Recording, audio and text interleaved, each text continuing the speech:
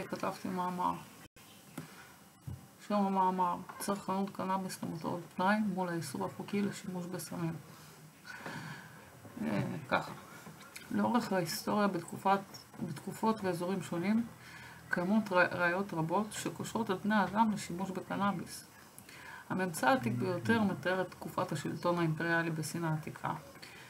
בה השימוש בקנאביס היה בעל יהודים רבים ונחשב בין היבולים הפופולריים במדינה. הקנאביס שימש למטרות רבות כגון תזונה, בדים, שמנים, נייר וכתרופה למחלות שונות. בנוסף לכך, השימוש בקנאביס כתרופה היה נותן מענה לבעיות רפואיות נרחבות, כגון עיוותים, כאבים, הקלה בתסמיני מחלה ועוד. עם זאת, בתחילת המאה ה-20 חל מהפך.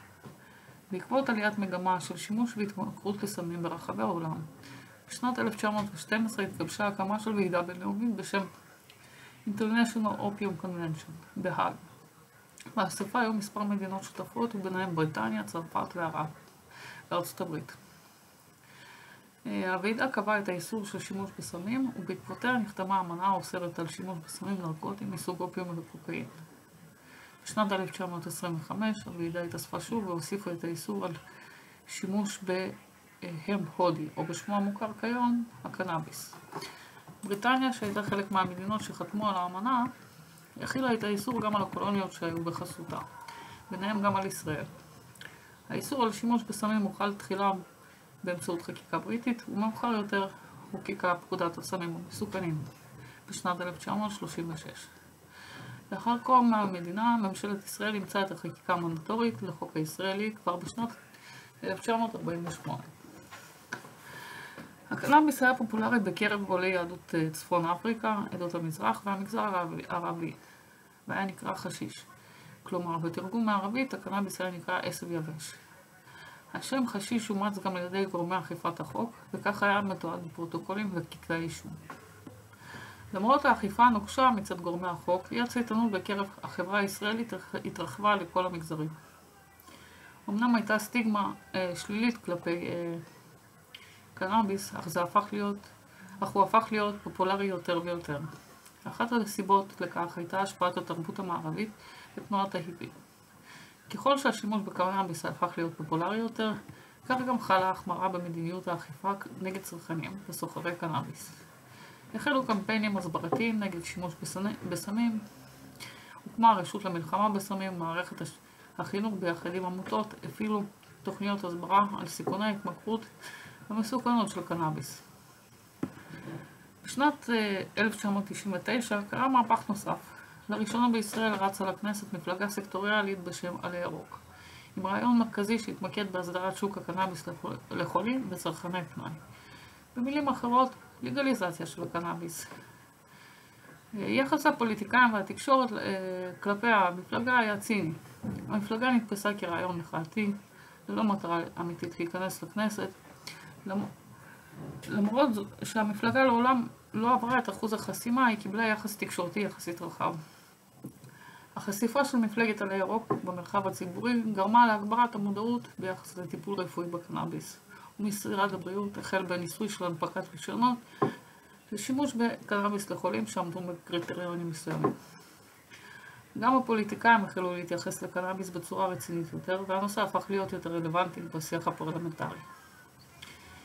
עם זאת, מערכת אכיפת החוק לא שינתה את גישתה כלפי צרכנים וסוחרים בקנאביס, ובעקבות זאת חלה עלייה חדה בכמות התפיסות. בנוסף, הרשות למלחמה בסמים התנגדה באופן מוחלט להסדרה בתחום הקנאביס, מפני שלטענתה השימוש בקנאביס מהווה גשר לשימוש והתמכרות לסמים קשים יותר. עם זאת, נתונים ממחקרו של למד חנוש ואחרים מצביע על כך שלאורך תקופה של עשור בין שנת 95 ל-2005 כמות התפיסות של קנאביס הייתה דווקא דומיננטית ועמדה על כ-70% מהתפיסות בישראל. למרות הגברת האכיפה והמאבק במשתמשי הקנאביס לא נרשמה ירידה בכמות הצריכה. להפך, הקנאביס נכנס לתרבות הישראלית עוד יותר, בין על ידי מכירת ירחונים מארצות הברית בנושא לגליזציה, כגון המגזין היי טיימס, בין על ידי מכירת מוצרים נלווים לעישון.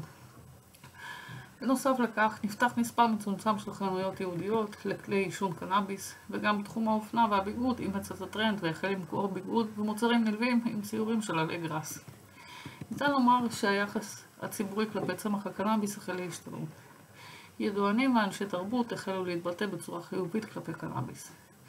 חלק גדול בציבור החל לאמץ גישה ליברלית יותר כלפי אנשים מעשנים, ולמרות זאת, למרות השינויים החברתיים, החוק נשאר כפי שהוא, וצרכנים עדיין סיכנו את עצמם בענישה פלילית. ככל שהזמן עבר, כמות התפיסות רק גדלה, מה שגרם למחאה ציבורית שהתבטאה בשלל דרכים, בין בהפגנות או על ידי עישון במרחב הציבורי ואי צייתנות לאיסור באופן כללי. השיח הציבורי הוביל את הממשלה לעשות חישוב מחדש בנושא, ובעקבות זאת הוחלט לשנות מעט את המדיניות כלפי הצרכנים. בשנת 2017 הממשלה קבעה מדיניות אי הפללה. כלומר, במקום רישום פלילי, או במקרה הגרוע יותר, אישום פלילי. כאשר המשתמש נתפס עם כמות שלו עולה על 15 גרם, הוא יקבל קנס במקום. בשנת 2019 חוקק חוק הסמים המסוכנים, הוראת שעה שהכיל את המדיניות החדשה והיא תקפה גם היום. בעקבות ההקלות, בשנת 2021, יום מפלגת עלה ירוק ניסה את מזלו ועתר לבג"ץ. בעתירה נטען שהאיסור הפלילי של שימוש בקנאביס פוגע בזכות יסוד חוקתית של הצרכנים, לטענתו, האיסור אינו יעיל ופוגע בציבור, ואינו נכון מוסרית. העתירה נדחתה בפסק דין קצר, בו בית משפט הדגיש שהוא נמנע מלהתערב מתוך חוסר רצון לייצר חקיקה שיפוטית. לסיכום, העובדה שהמחוקק הקל מעט עם הצרכנים, ונכון להיום כמעט לא נפתחים תיקים פליליים ביחס לעבירות שימוש עצמי בקנאביס, הדבר לא מהווה פתרון יעיל בהתמודדות נכונה מול צרכנות לא חוקית. יחסו של המחוקק כלפי סמים נשאר כפי שהוא היה מרגע התקנת החוק המנדטורי. וזאת למרות שלאורך השנים נשמעה ביקורת כלפי המלחמה בסמים. דוגמה מובהקת לכישלון המלחמה בסמים הוא חיסולו של ברון הסמים פבלו אסקובר, שלא שינתה את מחירי הסמים ואת הנגישות שלהם לאמריקאים. מחיקת הקנאביס מפקודת הסמים תאפשר להסיט משאבים של מערכת אכיפת החוק, בתי המשפט ובתי הסוהר למטרות אחרות. סוחרי סמים יאבדו נתח שוק משמעותי, והכסף שישולם לצרכן יעבור לקופת המדינה. תודה.